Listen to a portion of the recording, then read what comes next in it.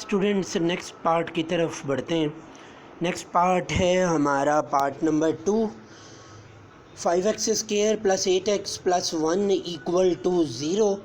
Solution की heading दी और as it is हमने पार्ट उतार लिया, यानी कि 5x² + 8x + 1 = 0। और a की वैल्यू अब हमारे पास 5, b की वैल्यू 8, c की वैल्यू 1। जैसा कि मैंने आपको बताया था कि कोफिशेंट्स जो हैं वो वैल्यूज़ बन जाती हैं। जिस तरह x² का कोफिशेंट है 5, तो 5 हमारे पास a की वैल्यू आ गई।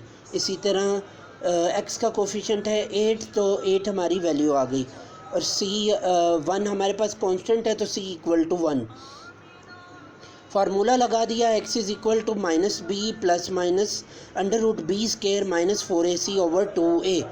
और नेक्स्ट स्टेप में हमने वैल्यूज़ पुटअप कर दी।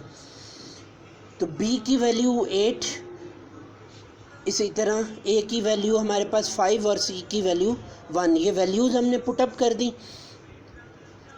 नेक्स्ट स्टेप में हमने 8 का स्क्वायर 64 -4 5 20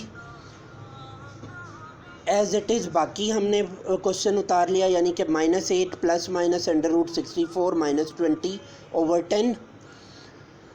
अब 64 में से 20 माइनस कर दें तो 44 आ गया। 44 को हमने ब्रेक कर लिया 4 × 11। और अगले स्टेप में हमने 4 का रूट ले लिया 2 हमने बाहर निकाल लिया। तो अब हमारा क्वेश्चन बन गया, इक्वेशन बन गई -8 + -2 √11/10। नेक्स्ट स्टेप में हम 2 को कॉमन ले लेंगे। 2 हमने कॉमन ले लिया, तो अब पीछे रह गया हमारे पास -4 + -√11/5। क्योंकि 2 और 10 कट गए, 2 5 = 10, तो इसलिए 5 रह गया। ये हमारा आंसर है। अगले पार्ट की जानिब बढ़ते हैं। पार्ट नंबर है 4। 4x² - 3x - 14 = 0। a की वैल्यू 4, b की वैल्यू -3, c की वैल्यू -14। फार्मूला लगा दिया, x = -b + √b² - 4ac/2a।